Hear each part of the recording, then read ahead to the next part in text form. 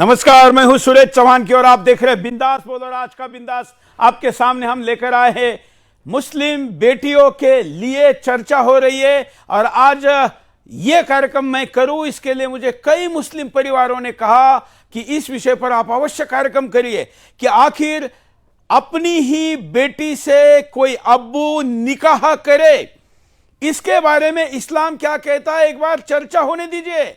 क्योंकि सुदर्शन पर होने वाले इस मंथन से, इस शास्त्रार्थ से कई लोगों को दिशा मिलती है और कई लोगों को फर्जीवाड़ा करने से भी रोक लगती है। और इसलिए हम समय समय पर ऐसे विषयों के कई, जो बाकी लोग जिन मुद्दों को हाथ लगाने का साहस नहीं करते, उन मुद्दों को आपके पास लेकर आते हैं।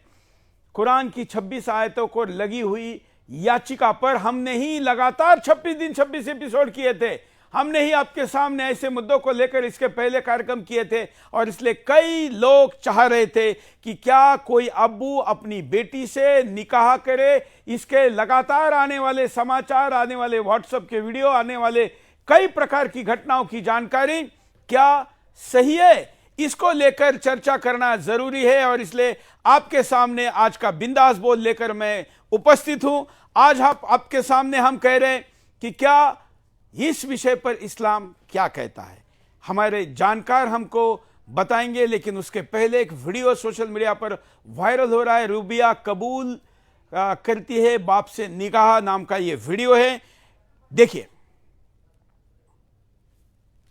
ये कैसा इत्तेफाक है?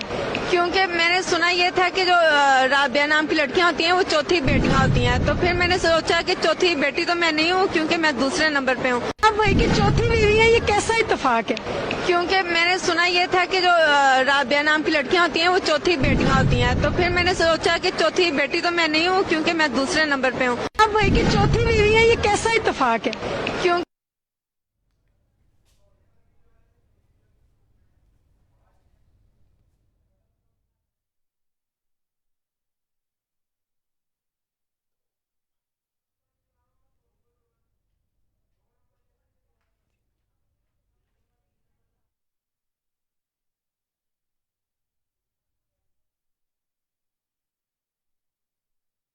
तो चलिए, अब आपके सामने ये कुछ और भी वीडियो है जो मैं आपको दिखाता हूं कि जो ऐसी घटनाएं लगातार, जहां पर हालांकि इन सब चीज़ों का फैक्ट चेक के लिए भी हम आह्वान करते हैं, लेकिन एक और वीडियो आया है, ये पाकिस्तान का वीडियो कहा जाता है, जो अपनी बेटी के साथ दरिंदगी करने के लिए ये वीडियो पोस्ट किया गया है। वीडियो बहुत खतरनाक है, कच्चे दिल वाले इसको ना देखें।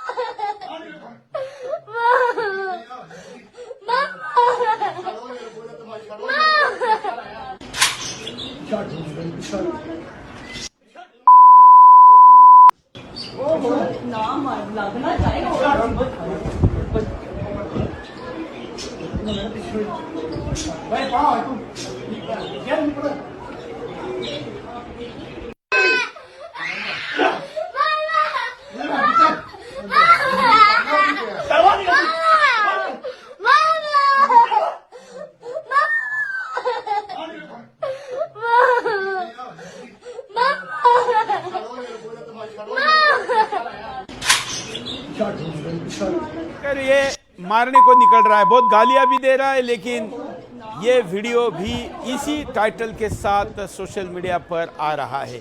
पाकिस्तान के कुछ पोर्टल ने भी इस खबर की पुष्टि करते हुए इसको लिखा है। और ये भी एक ऐसी ही घटना है जहां पर बेटी से दरिंदगी के लिए इस वीडियो को भेजा गया है। इस विषय पर इस्लामी जो आलिम हैं वो क्या कहते हैं। एक प्रश्न जब पूछा गया, या सोशल मीडिया से आजकल प्रश्न पूछे जाते हैं, पहले ईमेल से पूछे जाते थे, अब तो यूट्यूब से उसके उत्तर दिए जाते हैं। इस उत्तर को भी सुनते हैं।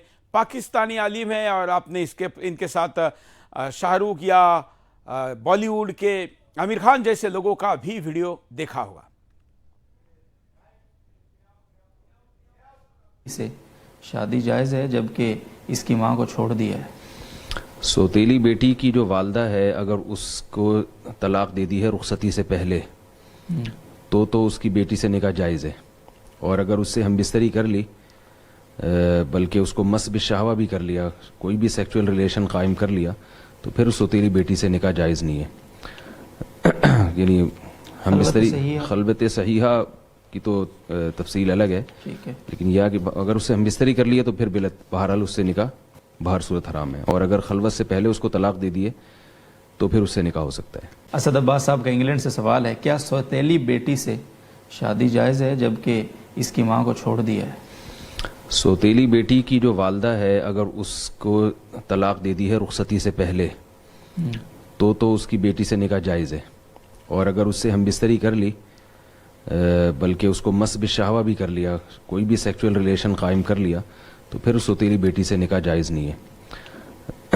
यानी हम बिस्तरी खलबत सहीहा की तो तफसील अलग है, ठीक है, लेकिन यह कि अगर उससे हम बिस्तरी कर लिए तो फिर बहरहाल उससे निकाह बाहर सूरत हराम है। और अगर खलवत से पहले उसको तलाक दे दिए तो फिर उससे निकाह हो सकता है। असद अब्बास साहब का इतना ही नहीं, हमारे पास सोशल मीडिया पर पिछले 4 दिनों से एक वीडियो बहुत वायरल हो रहा है। छत्तीसगढ़ की मुस्लिम सामाजिक कार्यकर्ता ने इस वीडियो को ट्वीट किया है। देखिए, ये पिता ने अपनी बेटी से निकाह की, पिता नहीं अब्बू ने अपनी बेटी से निकाह का दावा है।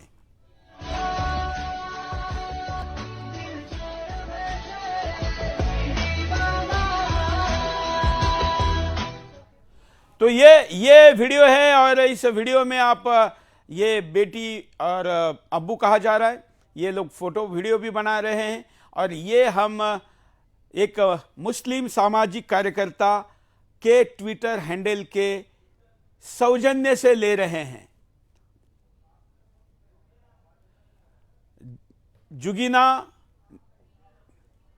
जुबीना अहमद, उनके ट्विटर के सौजन्य से ये वीडियो हम दिखा रहे हैं। उन्होंने कहा कि ये शर्मनाक प्रथा कब होगी जब अब्बू ही अपनी बेटी से निकाह करना बंद कर देंगे।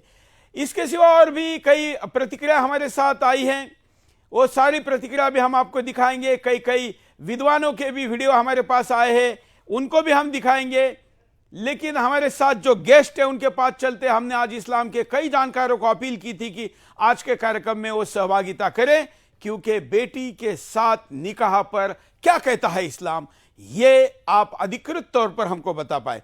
कई लोगों ने 5 बजे नहीं बोल दिया, कई ने 6 बजे नहीं बोल दिया, कुछ लोग अभी भी प्रतीक्षा में हम जिनको साथ जोड़े, लेकिन कुछ लोग हमारे साथ है। मैं स्वागत करता हूं आज के बिंदास बोल का जो अतिथियों का मंच है हमारे साथ इस्लाम के जानकार बड़े पैमाने पर, आप सुदर्शन पर भी जिनको इसके पहले भी देख चुके हैं, महेंद्रपाल आर्या जी है। आपका स्वागत है महेंद्रपाल आर्या जी।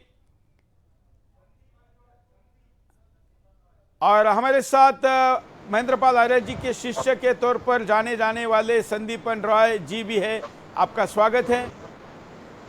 और हमारे साथ एक और अतिथि जुड़े हैं जो अमित सिंह राठौड़, और आपके साथ भी हम आगे बात करेंगे, बात बढ़ाएंगे। लेकिन सबसे पहले महेंद्रपाल आर्या जी के पास चलते हैं। महेंद्रपाल आर्या जी, बेटी से निकाह क्या कहता है इस्लाम, ये पहला प्रश्न है। यानी यहाँ कुरान में तो अल्लाह ने सगी बेटी से निकाह करने के लिए मना किया है। यहाँ शब्द आया है हुर्रिमत अलैकुम उम्महातुकुम व बनातुकुम व इख्वातुकुम व अम्मातुकुम व खलातुकुम व बनातुल आखि व बनातुल रुख्त। तो यहाँ जो सूरह निसा आयत नंबर 23 में अल्लाह ने जिक्र फरमाया है कि तुम पर हराम किया गया या कर दी गई है तुम्हारी माताएं, तुम्हारी पुत्रियां, तुम्हारी बहनें, तुम्हारी फूफियां, तुम्हारी मौसियां, तुम्हारी भतीजियां और भांजियां, तुम्हारी माताएं जिन्होंने तुम्हें दूध पिलाया है तथा दूध पीने से संबंधित बहनें, तुम्हारी पत्नियों की माताएं, तुम्हारी पत्नियों की पुत्रियां और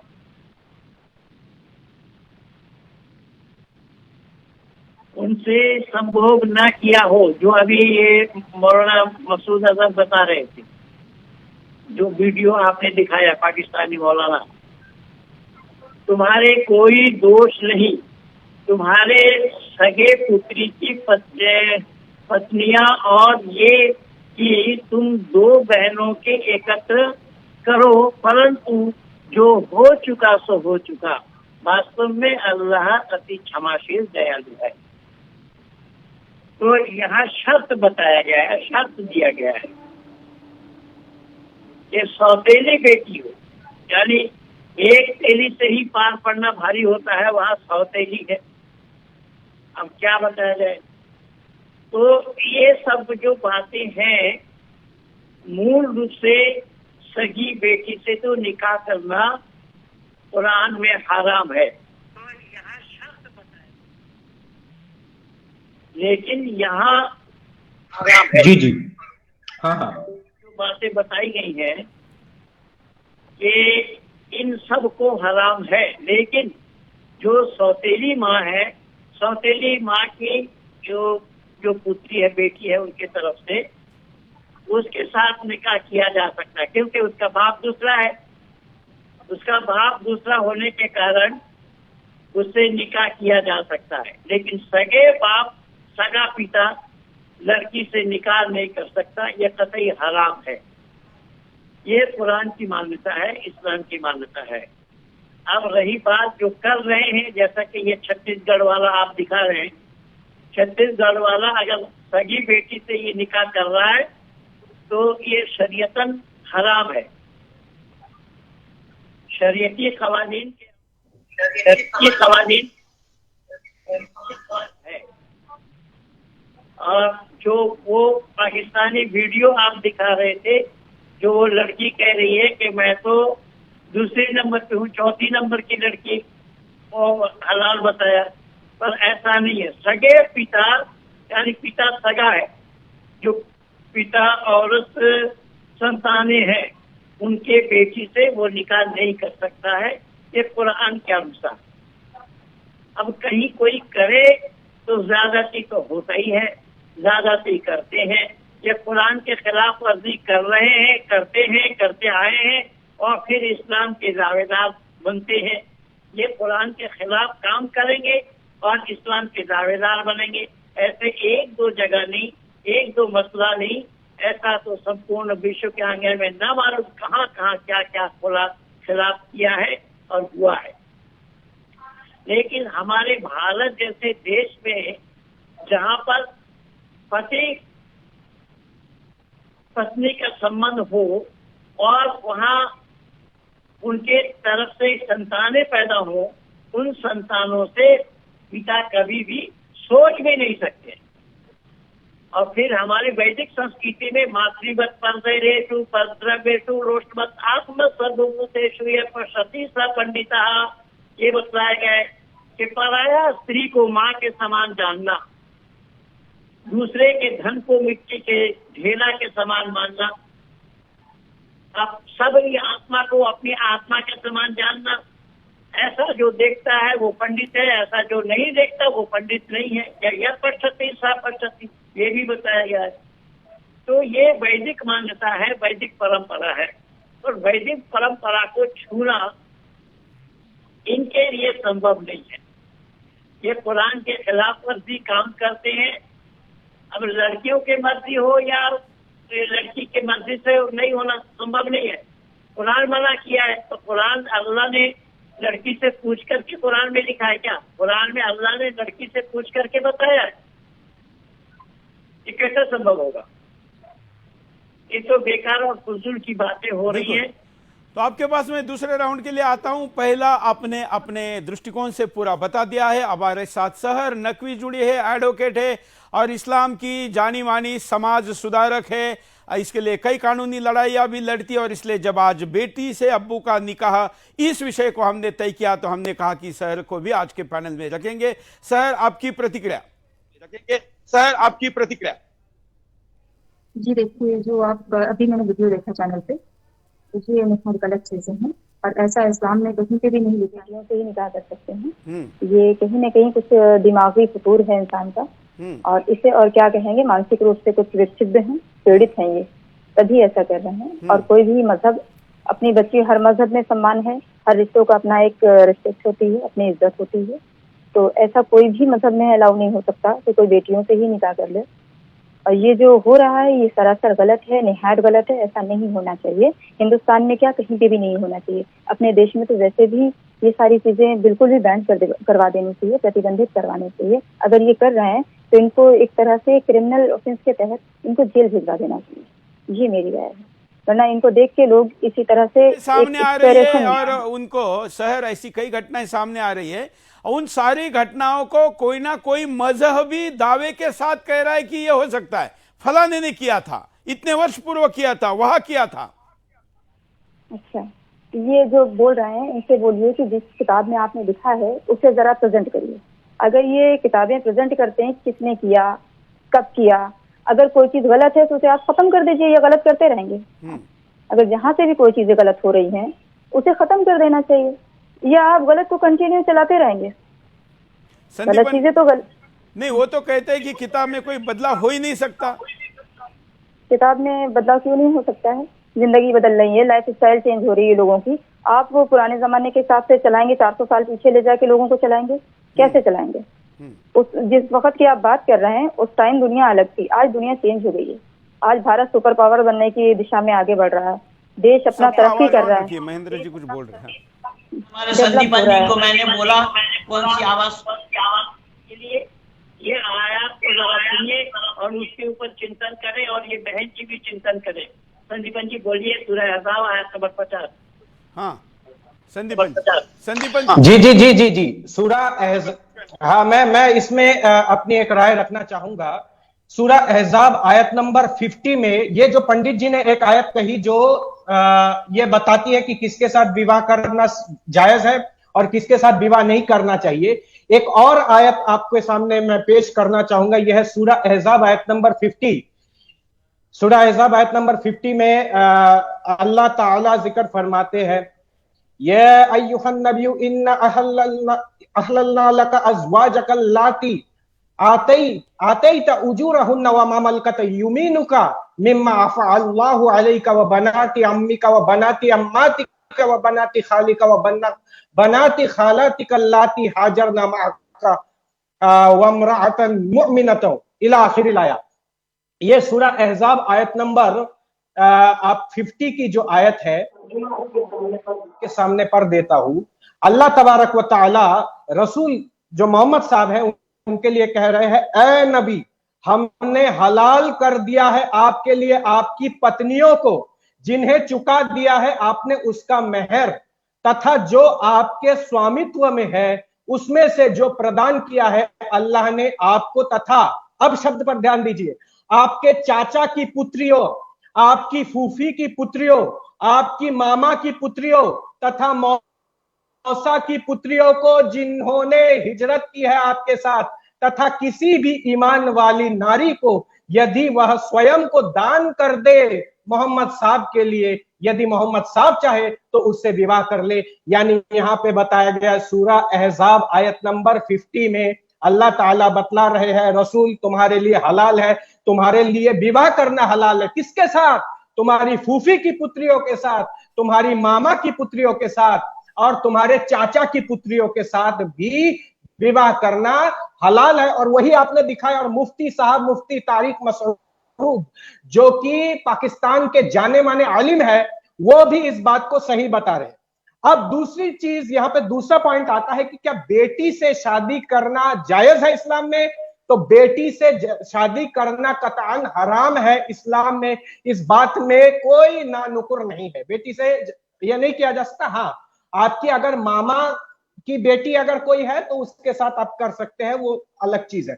लेकिन एक और चीज मैं आपके समक्ष यहाँ पे उठाना चाहूंगा। एक मिनट, गोद ली हुई बेटी, वो भी तो बेटी है, लेकिन उसके साथ हो सकता है क्या?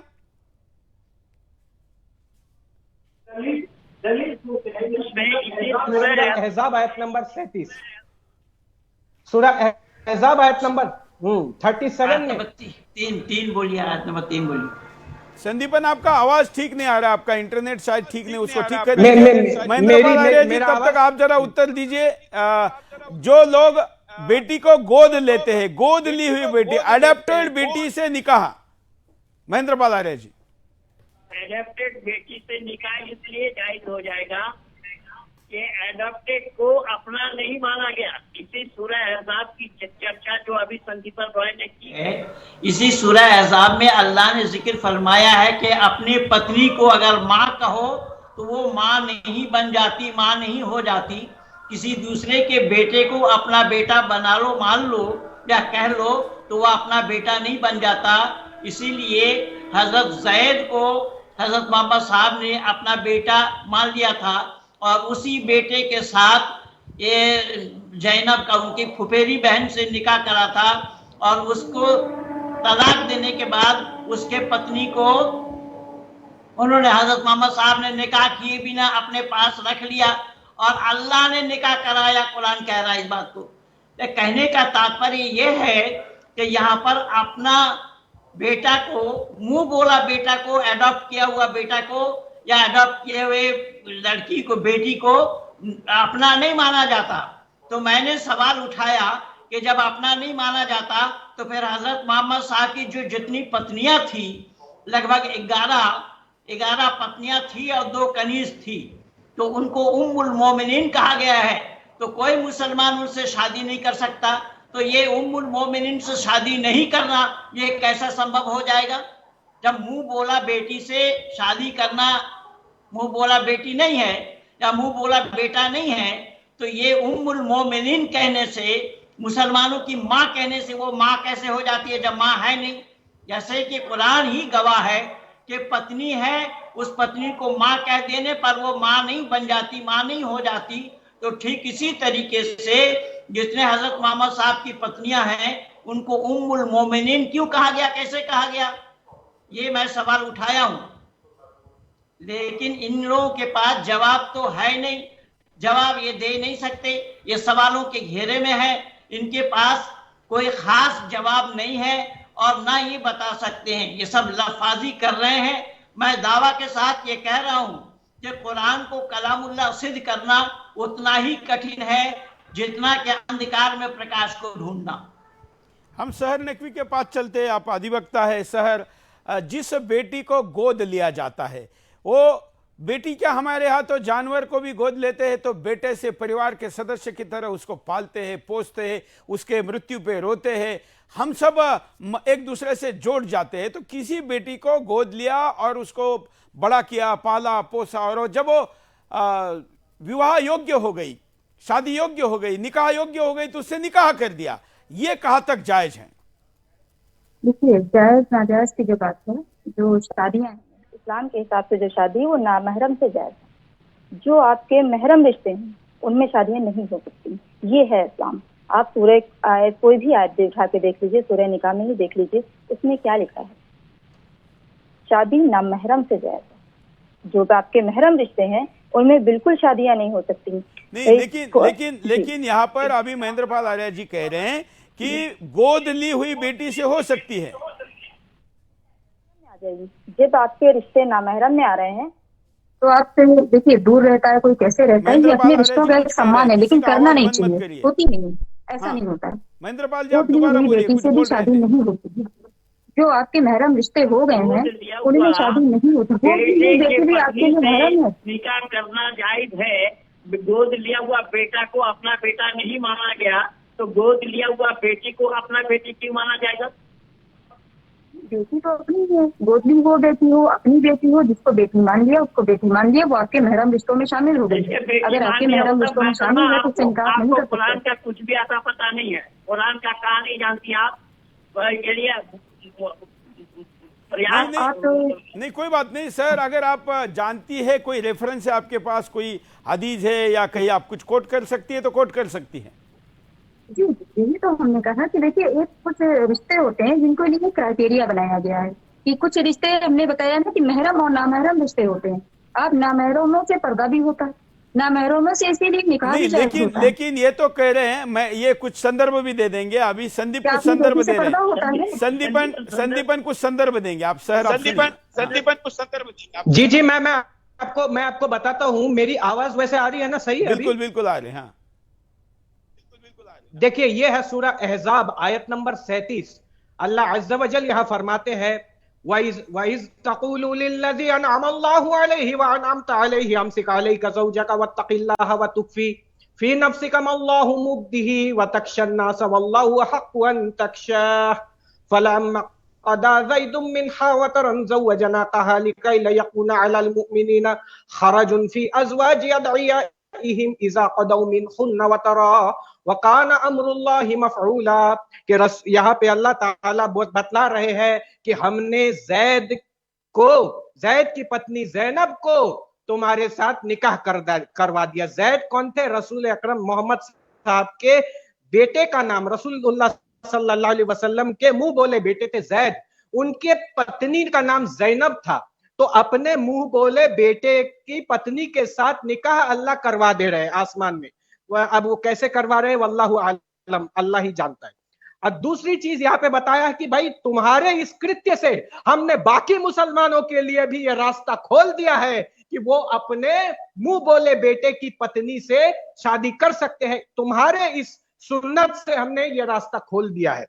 तुम्हारे इस अमल से, तुम्हारे इस कृत्य से बाकी मुसलमानों के लिए भी जायज है कि वो अपने मुंह बोले बेटे की पत्नी के साथ शादी कर सके। भला मुंह बोले बेटे की पत्नी से शादी किया जा सकता है, और जब ये बता दिया गया है मुंह बोले बेटे की पत्नी यानी बहू से शादी हो सकता है, तो कयास से, इस्लाम में कयास भी होता है, तो मुंह बोली बेटी से भी शादी करना जायज है कयास से। या कयास यानी जो एनालॉजी से ये जायज हो जाता है। और पंडित जी ने भी सूरह अहज़ाब आयत नंबर मेरा ख्याल है 3 से जो हवाला दिया है वो भी बिल्कुल सही कहा है। और एक और पहलू मैं आपके समक्ष बताना चाहूंगा कि अगर आपकी सगी ही बेटी हो, लेकिन आप व्यभिचार से उत्पन्न अगर आपकी सगी बेटी हो, तो उसके साथ भी निकाह करना जायज हो जाता है। आइए मैं आपको इसका भी संदर्भ दे देता हूं। यानी आपकी बेटी है जिसको आपने व्यभिचार से उत्पन्न किया है, वो भी आपके लिए जायज है। मैं आपको ये पढ़ देता हूं। ये है तफसीर अल कुर्तुबी सूरह फुरकान आयत नंबर 54।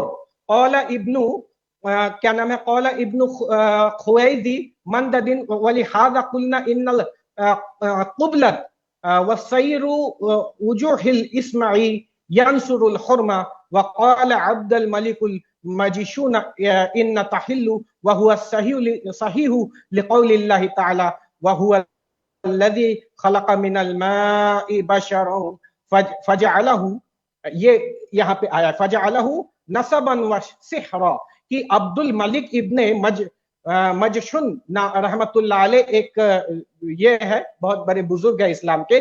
तफसीर अल कुर्तुबी में सूरह फुरकान आयत नंबर 54 में लिखते हैं कि अगर व्यभिचार से उत्पन्न की हुई अगर बेटी है आपका, यानी आपने किसी के साथ व्यभिचार किया और उससे उत्पन्न की हुई अगर आपकी बेटी है, उस बेटी से भी विवाह करना जायज है। तफसीर अल कुर्तुबी सूरह फुरकान आयत नंबर 54, यानी खुद की बेटी, वहां वो भी जायज है।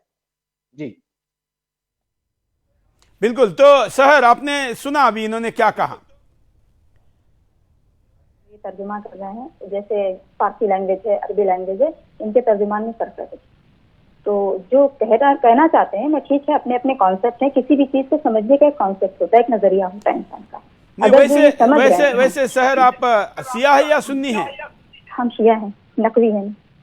तो आप शिया है तो फिर आपकी राय इनसे तो अलग होगी, सुन्नियों से।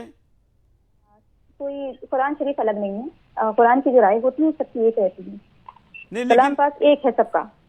लेकिन सब कुछ कहना चाह रहे हैं महेंद्रपाल जी। जी कलाम पाक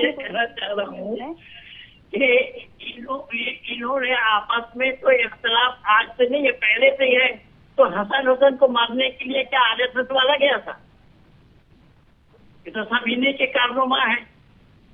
आज ये जो कुछ भी हो रहा है संपूर्ण दुनिया के अंदर में यही तो उधम मचाए हुए हैं। ये आपने भी देखा है, आप तो साक्षी है हमारे इस कार्यक्रम का। भाई वसीम रिजवी के साथ हम लोगों ने 24-25 दिन लगातार कंटिन्यू कार्यक्रम किया। तो यही तो आयतें थी, इसी प्रकार के आयतों को उन्होंने इकट्ठा करके तो प्रस्तुत किया था सुप्रीम कोर्ट में। लेकिन ये नहीं तो शहर ने भी यही कहा है कि अगर कुछ चीजें गलत है तो उनको बदलना चाहिए।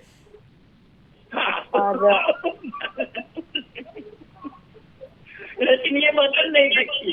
नहीं हो सकती है कि नहीं, बात और है, उसकी राय ये है। और जैसे अभी देखिए संदीप जी राय ने है वो अलग बात है, वो आजाद है, इसीलिए अपना राय दे दिया।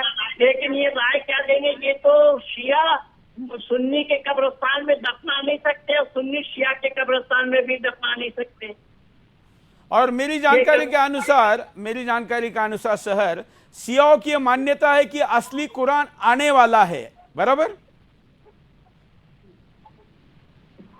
कोई देखिए ये आया है जो असली कुरान। किसी का स्पीकर फोन ऑन है, किसी का स्पीकर फोन ऑन रखा है क्या, या टीवी ऑन रखी है किसी ने? या टीवी? हाँ शहर। और ना ही कोई ऐसा कॉन्सेप्ट है कि कोई अब कुरान आएगा। जो था ये अव्वल और आखिरी है। हमारे पैगंबर कहते हैं कि फिर मुझे लगता है कि फिर आपको पूरा पता नहीं है, क्योंकि यहाँ पर शियाओं के भारत के सबसे बड़े उलेमा आए थे और उन्होंने कहा था कि हमारी यह मान्यता है कि असली कुरान आने वाला है। महेंद्र पाल आर्य जी, आप उस कार्यक्रम में थे? मैं वही कह रहा हूँ, मेरी बहन जी, ये बेचारी आधा सीधा है, इनको इस्लाम के बारे में उतनी जानकारी नहीं है। नहीं, ये देखिए समाज सुधारक है, लगी हुई है, ये इसने 3 तलाक के विरुद्ध और बाकी भी कई चीजों के विरुद्ध आवाज उठाई है, हलाला के विरुद्ध आवाज उठा रही है। तो ठीक है, कोई बात नहीं, सारी पुस्तकें हो सकता है। ये तो इनकी महानता है कि ये चाहती है कि जो कुरीति है, रूढ़िवादिता है, उसको दूर किया जाए। बिल्कुल, ये तो अच्छी बात है, ये तो धन्यवाद के पात्र है। बिल्कुल, और इसीलिए हम इनको सपोर्ट करते हैं कि ये कुछ तो कर रही है और करने के लिए आगे बढ़ रही है। इनका इतना विरोध हो रहा है, उसके बावजूद कर रही है। हाँ जी जी जी। जो जनाब ज़ैनब के अपने फादर का नाम बताया संदीप जी ने, जहाँ से भी इन्होंने पढ़ा वो गलत पढ़ा है। उनके फादर का नाम जनाब ज़ैनब के फादर का नाम बिल्कुल भी नहीं था जो इन्होंने बताया। वो मौला अली की बेटी थी, बहुत फेमस है। आप अभी गूगल सर्च कर लिए तो भी पता चल जाएगा। तो ये चीजें आपने जैद के बारे में बोला। जी, जैद तो मोहम्मद साहब के मुंह बोले बेटे थे, जैद रजी अल्लाह ताला अन्हु। ज़ैनब बीबी, हाँ, जैद बिन हारिस या जैद बिन मोहम्मद।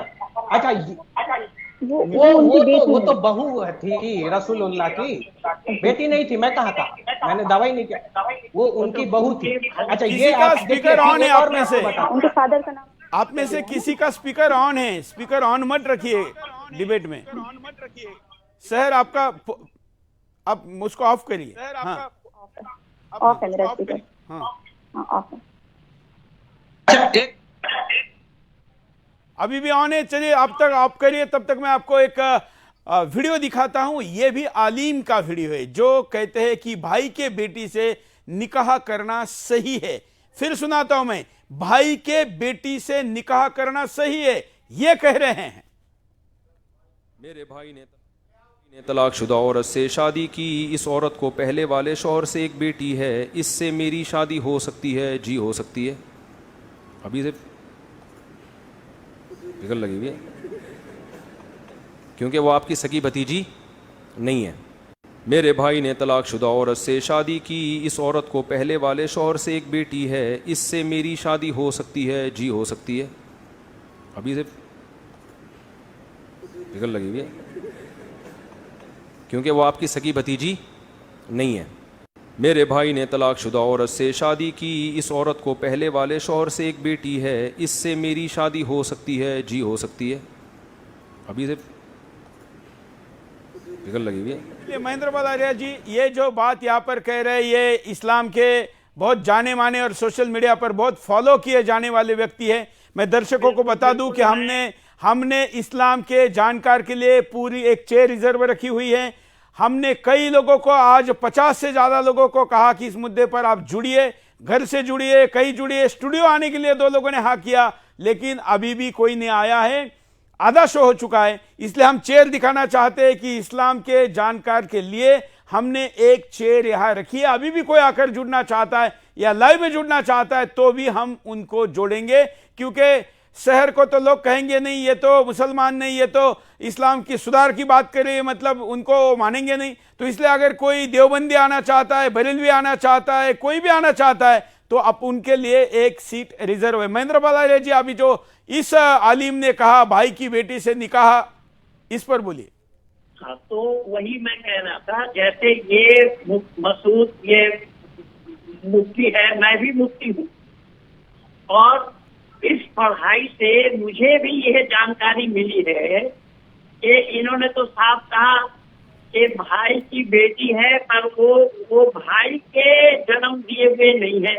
उसकी माँ की शादी दूसरे किसी और से हुई थी, उसके पास से वो बेटी को लेकर के आई, तो उस बेटी के लिए कहा गया, तो उस बेटी से तो जायज है, क्योंकि वो बाप, उसका भाई तो उसका बाप नहीं है, उसका बाप तो कोई दूसरा है।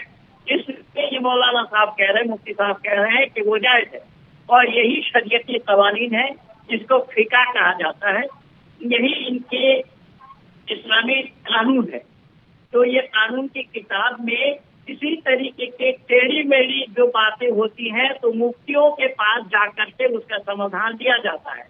तो मुफ्ती ने समाधान यही दिया कि भाई जिस पत्नी से शादी किया है उस पत्नी की पहले शादी हुई थी, तो उसकी तरफ से एक बेटी है। अब वो बेटी तो भाई की बेटी हो गई, लेकिन उसका बाप अलग होने के कारण वो उस भाई के शादी में आ सकती है, उसका बाप अलग है। ये तो बिल्कुल सीधी सी बात है, वही वो कह रहे हैं। इन्होंने कोई नया अपना बना करके नहीं बोला, अपने तरफ से जरा सा भी नया क्वेश्चन नहीं लगाया। वो जो शरीयती कवानीन है उसी कानून को ही उन्होंने दर्शाया है, ये है। पर आज संदीपन जी से मैं ज्यादा सुनना चाहता हूँ, माने चांद साहब। हाँ संदीपन, अभी जो वीडियो आपने हमने दिखाया है इस पर आपकी प्रतिक्रिया क्या है संदीपन? इस पर मैं एक हवाला पंडित जी के बात को और बल देने की इस्लामिक पुस्तक है, उसमें आया है या कब्रो आतद्री मिनल्लाहि जैनबिहा इलैका हादेही बिन्ते रसूलिल्लाहि हादेही जौजतन अलीहिल मुर्तजा हादेही उम्मुल हसन वल हुसैन हादेही फातिमतु ज़ुहरा माअना मौज़ू हसबी वला नसबीन इन्ना माअना मौज़ू अमलिस सालिहीन फला यंजु मिन्नी इल्ला मन कशरा खैरुहु व सलमा क़ल्बुहु व खलसा अमलुहु। ये दुर्रतुन नासहीन में इबारत एक नकल करते हुए बताया कि एक अबू ज़र गफ्फारी नाम के सहाबी थे जो कबर के सामने कबर से पूछ रहे हैं, या कब्रो आतद्री मिनल्लाहि जैनबिहा इलैका, कि ए कबर तुम जानते हो ये किसका जनाजा आ रहा है? हादेही बिन्ते रसूलिल्लाहि, हादेही बिन्ते रसूलिल्लाहि, ये रसूलुल्लाह सल्लल्लाहु अलैहि वसल्लम की बेटी है।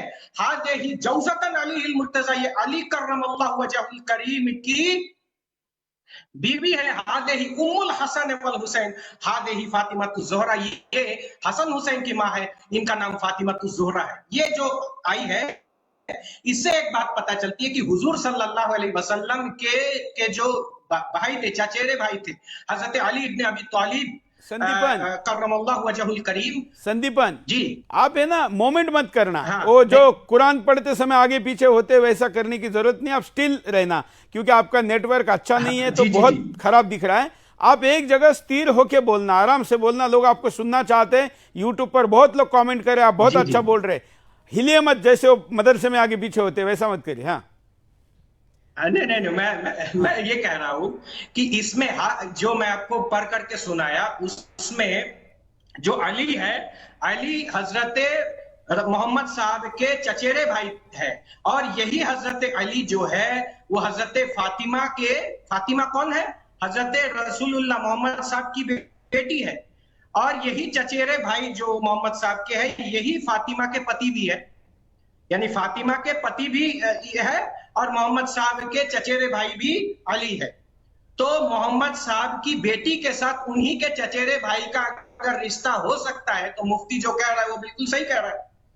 मोहम्मद साहब के चचेरे भाई अली उनके मोहम्मद साहब की बेटी से शादी किया है। तो अगर ये सुन्नत सहाबा है और सहाबाओं की सुन्नत मानना इस्लाम में यह सवाब का काम है, इसलिए मुफ्ती साहब की बात बिल्कुल सही है और मैं दलील से इस बात को बताया। जी बिल्कुल। सहर, ये जो प्रतिक्रिया, आप जो अगर नहीं बोलना चाहती किसी मुद्दे पर तो नहीं बोल देना, कोई बात नहीं।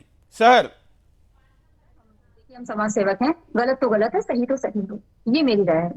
हम कभी गलत को सही नहीं कह सकते। ठीक है। जो ये कह रहे हैं, पढ़ रहे हैं, जैसे मुफ्ती साहब को हमने सुना, जिस हिसाब से, जिस अंदाज से वो पढ़ रहे हैं, वो अपनी एक हदीस पढ़ रहा है। और हदीस और कुरान और किताबें, इनमें फर्क होता है।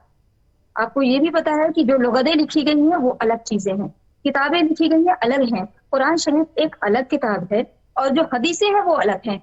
पता नहीं मुफ्ती साहब किसकी हदीस पढ़ रहे हैं, इसका रावी कौन है। मुफ्ती साहब ने जो हदीस पढ़ी उसके रावी का नाम, वो राइटर का नाम नहीं बता रहा है। शायद जिसको जो फॉलो करते हैं उनमें से ये जायज है उनके हिसाब से। लेकिन हमारे यहाँ जो चीजें जो लिखी हुई, जो इस्लामिक कॉन्सेप्ट है, जो कुरान शरीफ है, उसके हिसाब से जो भी अपने खून के रिश्ते हैं उसके निकाह नहीं जायज है। हाँ, जो भी ऐसे नामहरम रिश्ते हैं उनसे निकाह जायज है। अब ये हदीसों को हम नहीं बता सकते, हदीसें किसने लिखी, कहाँ से चली आ रही हैं, किसका कॉन्सेप्ट चला आ रहा है, ये कोई किसे फॉलो करता है, कोई किसी नबी को फॉलो करता है, कोई किसी पैगंबर को फॉलो करता है। वो उसी हिसाब से मुफ्ती जी का अपना व्यूज हो सकता है, वो अपना हिसाब से सही कह रहे होंगे, लेकिन हमारी राय में ये कुरान शरीफ की राय से मैच नहीं करती है, ये बिल्कुल अलग है। और जिस हिसाब से आप ये बता रहे हैं कि जनाब ज़ैनब की शादी हुई थी, वो फला की बेटी थी, तो उनकी शादी अब्दुल्ला अलैहिस्सलाम से हुई थी, कोई हारिस बिन मोहम्मद से नहीं हुई थी, किसी जैद से नहीं हुई थी, अब्दुल्ला साहब से शादी हुई थी और मौला की बेटी थी। तो वल्दियत उन्होंने गलत बताई है, जो अभी साथ में संदीप जी बैठे हैं, थोड़ा सा उन्होंने कंफ्यूज कर दिया है। अब्दुल्ला साहब से उनकी शादी हुई थी, उनके शौहर का नाम था अब्दुल्ला जनाब ज़ैनब। संदीप, कुछ आप कहना चाहेंगे जो आपको ये कह रहे हैं? सही बोला, मैं बिल्कुल सही कहा हूं। और इब्ने कसीर से लेकर के हर तफसीर की किताब में, यहाँ की तारीख तबरी में भी आया है, वॉल्यूम नंबर 8 का पेज नंबर 4 खोलिए, वह ज़ैनब रजी अल्लाह अन्हा, वो जनाब रसूल सल्लल्लाहु अलैहि वसल्लम के बेटे, मुंह बोले बेटे जैद की पत्नी थी। मैं दलील के साथ बोल रही हूं, आप इंटरनेट पे सर्च कर लीजिए, तफसीर इब्ने कसीर में भी आया। जनाब ज़ैनब अब्दुल्ला साहब की बीवी थी, आप ये सर्च कर लीजिए। आपने हदीसें किस हदीस को आप फॉलो कर रहे हैं ये हमें नहीं पता है। आप जहाँ से कह रहे होंगे सही कह रहे होंगे, हम आपको गलत नहीं कह रहे हैं, लेकिन आप ट्रांसलेट गलत कर रहे हैं। जो आप तर्जुमान कर रहे हैं, आपका तर्जुमान गलत है। हाँ, आपका तर्जुमा ये तो कह रहे हैं, आप तर्जुमान गलत कर रहे हैं। ये अब्दुल्ला साहब की पत्नी थी, इनकी शादी अब्दुल्ला साहब से निकाह हुआ था। जनाब अब्दुल्ला, आप ही सर्च कर लीजिए उस पे, गूगल पे, इंटरनेट पे, हदीस से उठा के देख लीजिए। गूगल तो में आप कोई हदीस दिखाइए, कोई सही हदीस हम बताइए, कोई आपको कुरान की हदीसें आयत बता बताइए, देते मैं हैं। कुरान की आयत बता रहा हूं। हाँ, हम आपको हदीसें बता देते हैं। आप नेक्स्ट डिबेट में आइएगा, व्हाट्सएप नंबर दीजिएगा, हम आपको भेज देंगे इन चीजों पे। आप इंटरनेट पे भी सर्च कर सकते हैं, गलत इन्फॉर्मेशन नहीं होगी। कई लोग देखिए सही से लिखते हैं, लेकिन हाँ, ये बता रहे हैं जो रिश्ते गलत हैं उनमें निकाह नहीं होना चाहिए। यहाँ तक आपकी बात बिल्कुल सही है। संदीपन तो सीधे आपको नंबर के साथ बता रहा है कि कहाँ लिखा है जी, लेकिन उनके पति का नाम गलत बता रही है। पति का नाम ये नहीं है, जनाब ज़ैनब सुनिए ना, दिखाया वो देखिए, संदीपन जी जो कह रहे हैं, संदीपन साहब गलत बता रहे हैं, तफसीर को छोड़ पति का नाम अगर सही हदीसों नहीं को है, छोड़ आप बता रहे दें हैं। तो कुरान से ही ये प्रमाण मौजूद है। ये सूरा कैसे लिखा होगा? नंबर 37, सूरा नंबर 33, आयत नंबर 37 में यही कहा गया है कि ये अल्लाह खुद फरमा रहे हैं कि हमने जो उपकार किया जैद पर, और तुमने जो उपकार किया जैद पर। जनाब ज़ैनब, इतना देखिएगा, तो आपको सारी चीजें मिल जाएंगी। आपने किसी की हदीस पढ़ी होगी, हम हदीसों को गलत नहीं मान रहे, हदीसें अपने कॉन्सेप्ट के हिसाब से लिखी हैं। आज भी जैसे किताबें लिखी जा रही हैं, राइटर लिख रहे हैं अपने, तो अपने अपने व्यूज हैं, अपने अपने कॉन्सेप्ट हैं, उस हिसाब से किताबें लिखी जाती हैं। फारूक अली की बेटी का वीडियो दिखाते हैं। फारूक अली की बेटी, आप गूगल भी करेंगे तो आपको ऐसे कई वीडियो मिलेंगे, आपको यूट्यूब पर कई वीडियो मिलेंगे, लेकिन इन सारे वीडियो पर किसी को नहीं पता है, फिर हमारे को और चाचू भी धमकी बहुत मारते, कहते किसी को पता है तुम लोगों को हम मार डालेंगे। तो बाबू भी धमकी दे के गया और चाचू भी धमकी दे के गया, कह रहे हैं तुम्हारे को मार डालेंगे, देखना। नाम क्या है दोनों का? एक का नाम रोशन अली है, एक का नाम गुलाम कादिर है। दोनों ने गलत किया? जी, अबू ने भी गलत किया है। तुम्हारे साथ? जी। कब किया गलत अबू? यहाँ इधर ही किया है, रात के टाइम को करता था अबू। जी, और चाची मेरा भी रात को मेरे को भी ले जाता था, इनको भी करता था, छोटी वाली को भी करता है। बताना फिर फिर अभी अभी सुबह मेरे को धमकी दे के गए जो किसी को नहीं बता रहे। फिर हमारे को और चाचू ने धमकी बहुत मारते, कहते किसी को पता है तुम लोगों को हम मार डालेंगे। तो बाबू भी धमकी दे के गए और चाचू भी धमकी दे के गए, कह रहे हैं तुम्हारे को मार डालेंगे, देखना। नाम क्या है उन दोनों का? एक का नाम रोशन अली है, एक का नाम गुलाम कादिर है। दोनों ने गलत किया? जी, अबू ने भी गलत किया है। तुम्हारे साथ? जी। कब किया गलत अबू? यहाँ इधर ही की है, रात के टाइम को करता था। अबू? जी। और चाचू मेरा भी मेरे को रात को मेरे को भी ले जाता था, इनको भी करता था, छोटी वाली को भी करता है बताना। फिर अभी अभी सुबह मेरे को धमकी दे के गए जो किसी को नहीं बता रहे। फिर हमारे को और चाचू ने धमकी बहुत मारते। अब इस प्रकार की अब कुछ लोग कहेंगे तो डोमेस्टिक वायलेंस है, लेकिन ये इनका ऐसा प्रकार करने वाले लोग मजहबी पुस्तकों का सहारा लेकर करते हैं। महेंद्र बालारे जी, इसमें मैं ये कह रहा हूँ जो कुरान है हमारे पास वो ऑथेंटिक है। हदीस से हम मान सकते हैं, नहीं भी मान सकते हैं, क्योंकि हदीस 300 साल के बाद लिखी गई और कुछ हदीस ज़ईफ हैं। जो हदीस का हम हवाला, इसलिए आपने भी देखा होगा इतने दिनों से आपके साथ मैं हूँ, मैं हदीसों का हवाला कम देता हूँ और ज्यादातर प्रमाण मैं कुरान से ही देता हूँ। तो कुरान में अल्लाह ने साफ जिक्र फरमाया है इनको उसी जैनब के साथ निकाह करने के लिए, और निकाह कराई अल्लाह ने खुद। अरे मैं समझ नहीं पाया अल्लाह काजी है क्या है। मैंने सवाल उठाया, अल्लाह ने अगर जैनब के साथ निकाह कराई मोहम्मद की तो दिन में कितना रखा गया था? और दिन मेहर के बिना कोई पत्नी जायज नहीं हो सकती। जब तक के मेहर न चुका दे वो पत्नी जायज नहीं है। तो इन सब सवालों का जवाब इन लोगों के पास नहीं है। ये लोग बौखलाए हुए हैं, ये लोग सत्य से कोसों दूर हैं, ये लोग केवल लफाजी करते हैं, अपने कुरीतियों को हटाने के लिए जरा सा भी तैयार नहीं है। और कुरीतियों के इनके पास तो कुरीति ही कुरीतियां हैं, एक भी सही और सच्ची बात नहीं है। यहाँ कुरान के किसी भी आयत को, कुरान तो किस्सा है, पूरा किस्सा, सब जगह किस्सा किस्सा किस्सा किस्सा, सभी नबियों के नाम से किस्सा लिखा हुआ है। और कुरान खुद कह रहा है नहनु नकुस्सु अलैका अहसनल क़सस बिमा औहयना इलैका हाज़ल कुरआन व इन कुन्त मिन क़ब्लिही लमिनल गाफ़िलीन। ये अल्लाह ताला ने जिक्र फरमाया है, मैंने एक मनोरम किस्सा बयान किया था, मैंने एक मनोरम किस्सा बयान किया हूँ। कहा? कुरान के अंदर। तो कुरान के अंदर में किस्सा बताया गया है। अल्लाह ने अपने रसूल को मानो, उसकी इताअत करो, कुरान में कई जगह बताया गया है। वातिउल्लाह वातिउर रसूल, अल्लाह को मानो, अल्लाह के रसूल को मानो। तो अल्लाह के रसूल को माने बिना कोई मुसलमान बन ही नहीं सकता है। ये इसी तरीके से भरा पड़ा है। तो मैंने यहाँ ये सवाल उठाया कि जब अल्लाह ने खुद फरमाया है कि तुम्हारे मुंह बोला बेटी, जैसे मुंह बोला बेटी, आपने पूछा कि जो से अडॉप्ट किया हुआ बेटी है तो अडॉप्ट किया हुआ बेटी से निकाह करना जायज है क्या? जब अडॉप्ट किया हुआ बेटे के पत्नी से निकाह करना जायज हो रहा है और अल्लाह मोहर लगा रहे हैं उस पर, तो अडॉप्ट किए हुए बेटी से जायज बस निकाह करना जायज क्यों नहीं होगा? वो तो अडॉप्ट किया हुआ, अडॉप्ट करना और सगा होना दोनों में अंतर है। वो तो कुरान खुद कह रहा है इसको। सूरह अहज़ाब में ही अल्लाह ने खुद बताया आयत नंबर 3 में कि वही लाक़द मीसाक़न नबिय्यीन लमा आतैतुमुहुन्ना मिन बादिही व हमला। वही अल्लाह ने नबियों से और करार दिया है कि जो कुछ भी किताब वो हिकमत देकर मैं तुम्हें भेजा हूँ। तो ये तो कुरान कह रहा है। तो कुरान के किन बातों को माने परस्पर विरोधी बातें हैं। एक बातों को मानेंगे तो एक बात को छोड़ना पड़ेगा, और एक बात को छोड़ेंगे तो दूसरा बात मानेंगे, दूसरी बात को मान लिया तो फिर पहली वाली को छोड़ना पड़ेगा। इस तरीके से परस्पर विरोधी बातें हैं। कुरान भरा पड़ा है, ये 2 जगह नहीं, अनेक जगह है। जैसा एक छोटा सा उदाहरण मैं दे रहा हूँ, यहाँ अल्लाह ने जिक्र फरमाया है कि ला यत्तखिज़ुल मोमिनूना काफिरीन औलिया मिन दुनिल मोमिनीन, मुसलमानों को छोड़कर काफिरों को दोस्त ना बनाओ दिल से और जुबान से। अगर तुम दोस्ती रखते हो तो मैं अल्लाह तुमसे दोस्ती नहीं रखता, ये कह दिया। फिर कहा गया वल जारिल कुर्बा वल जारिल जुनूब व साहिबे बिल जंब व इब्निस सबील, यानी पड़ोसी को 3 हिस्सों में बांटा गया। एक पड़ोसी वो है जो पड़ोसी है और खून का रिश्ता भी है।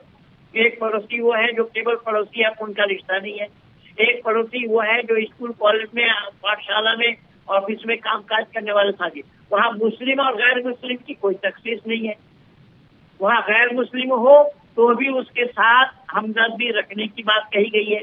और पहली वाली आयत में बोला गया है कि काफिरों से दोस्ती न रखो दिल से और जुबान से। अगर उनसे दोस्ती रखो मैं अल्लाह तुमसे दोस्ती नहीं रखता, तो किस बात को मानेंगे और किस बात को छोड़ेंगे? ऐसे ही परस्पर विरोधी बातें कुरान भरी पड़ी है।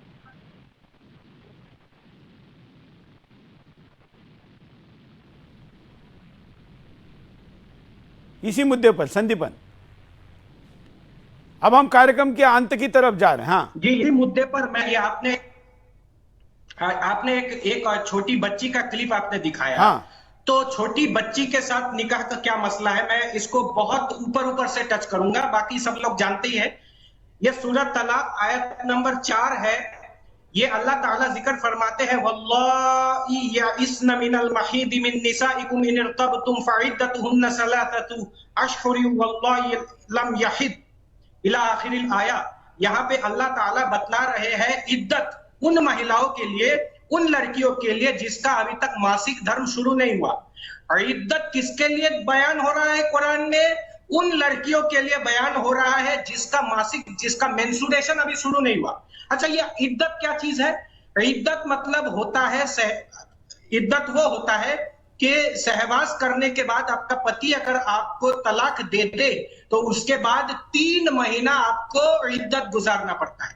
तो सहवास के बाद तलाक, सहवास उसके बाद तलाक, उसके बाद 3 महीने की इद्दत होती है। ये 3 महीने का इद्दत कुरान में उन बच्चियों के लिए बताया जा रहा है जिन बच्चियों का अभी तक रजस्वला शुरू नहीं हुआ है।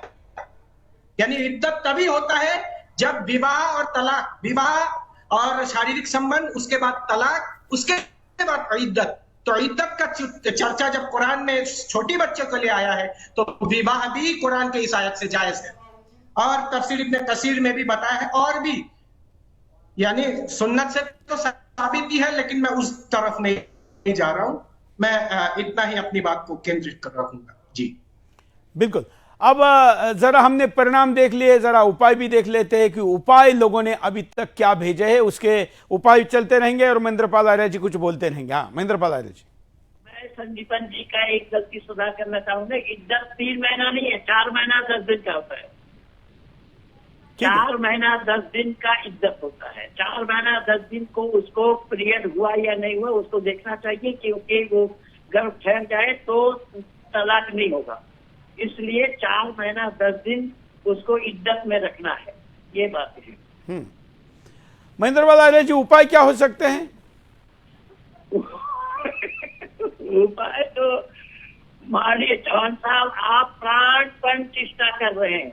आज 1-2 दिन से नहीं, इतने वर्षों से आप संपूर्ण अपने परिवार के साथ, यानी चैनल परिवार वालों के साथ आप ये चेष्टा कर रहे हैं कि किसी तरीके से जहां पर व्यवस्था है, जहां पर सामाजिक भेदभाव है, जहां पर मानव समाज में कुरीतियां हैं, उन कुरीतियों को कैसे दूर किया जाए, इसमें आप लगे हुए हैं। आपका प्रयास सफल हो रहा है दिन ब दिन, और मैं जान रहा हूँ, समझ रहा हूँ इस चीज को, क्योंकि मुझे भी लोग लिखते रहते हैं, मुझे भी लोग भेजते रहते हैं कि किस तरीके से सुदर्शन न्यूज चैनल को लोग देखते हैं, सुदर्शन न्यूज चैनल को लोग पसंद करते हैं। तो मैं कहने के लिए ये आपको बता रहा हूँ कि हमारी बहन ये जो इलाहाबाद वाली है, ये भी समाज सुधार की बात कर रही है। आप बता रहे थे कि समाज सुधार के लिए भी लगे हैं। तो जो कुरीतियां हैं देखिए हमारे यहाँ जो कुरीतियां हैं हम उसको डंके की चोट कह सकते हैं कि ये कुरीतियां हैं, इस कुरीति को दूर करो। लेकिन इस्लाम में जो कुरीतियां हैं ये कह नहीं सकती, दूर करना तो बहुत दूर की बात है। उन कुरीतियों को कहने के लिए अगर ये कहेंगे फिर सर तन से जुदा वाला फतवा लगा देंगे इनके ऊपर। बिल्कुल, इसलिए विडम्बना है। बिल्कुल बिल्कुल। मैं शहर के पास चलता हूं। शहर हिंदुओं में अगर कोई समाज सुधार की बात करता है तो उसको ऋषि मुनि साधु संत का दर्जा दिया जाता है और इस्लाम में सरतन से जुदा की बात की जाती है। फिर भी आप साहस करके कई चीजें करना चाह रही है। इस समस्या पर क्या उपाय होने चाहिए? संविधान सर्वोपरि होना चाहिए और जो लोग कमेंट पास कर रहे हैं कि हाँ मानवाधिकार सर्वोपरि होना चाहिए, तो ये सबसे सही बात है कि मानवाधिकार भी सर्वोपरि होना चाहिए। और जिस हिसाब से कमेंट है ये सारे संविधान सही बोल रहे हैं, कमेंट भी सही है कि कोई भी कुरीति हो चेंज कर देना चाहिए, उसको बदल देना चाहिए। कुरीतियां कोई भी हो, देखिए बाल विवाह होता था हिंदू धर्म में भी, सनातन में भी बाल विवाह होता था, उसे बदला है। और इस्लाम में भी अगर नाबालिग की शादी कराते हैं तो बच्चियों की शादी करा रहे हैं, छोटी बच्ची जो बालिग नहीं है, तो बिल्कुल इसको बदल देना चाहिए, कानूनन प्रतिबंध लगा देना चाहिए, इससे बैन कर देना चाहिए। तो ये सारी चीजें गलत हैं। आसाम सरकार ने यही प्रयास अपने यहाँ पर किया और आसाम के मुख्यमंत्री ने इसकी घोषणा की। अब मैं पोल दिखाता हूँ। हाँ, मैं आपके लिए एक बात कहूंगा कि मैन शहर कह रही है कि इस्लाम में तो 9 साल में माना गया है, 9 साल। चलिए, वही कह रहे हैं कि वो कह रहे हैं कि कानूनन इसको बैन करना चाहिए। आसाम सरकार ने यह निर्णय किया है। अब मैं पोल दिखाता हूं कि पोल में आप लोगों ने अब तक क्या अपनी अभिव्यक्ति हम तक पहुंची है। जब हमने पूछा कि क्या जो पोल है, क्या बेटी से निकाह हिंदुस्तान में बंद कर देना चाहिए क्योंकि इसका बाकी लोगों पर भी बुरा असर पड़ता है और इस पवित्र भूमि पर ऐसी गंदी हरकत ना हो, तो 99% लोग ऐसा कह रहे हैं कि हाँ इस पर बैन लगा देना चाहिए। मैं सारे पैनलिस्ट का धन्यवाद करता हूं, लेकिन एक खाली कुर्सी दिखाइए। ये देखिए, ये अगर आपको कहीं पर भी कोई बड़ा तुर्रम खान मिल जाए जो कहे कि मैं इस्लाम का बड़ा जानकार हूं, तो उसको बोलिए कि तुम सुदर्शन के लाइव शो में जाकर भी बात नहीं कर सकते। इतने तुम डरपोक हो कि तुम इस्लाम सुदर्शन के मंच पे जाके, वहां तो कोई एडिट नहीं हो सकता, कोई आपको रोक नहीं सकता, उसके बावजूद आप उस शो में क्यों नहीं गए? जरूर बोलिए। आज के लिए इतना ही, धन्यवाद, जय हिंद।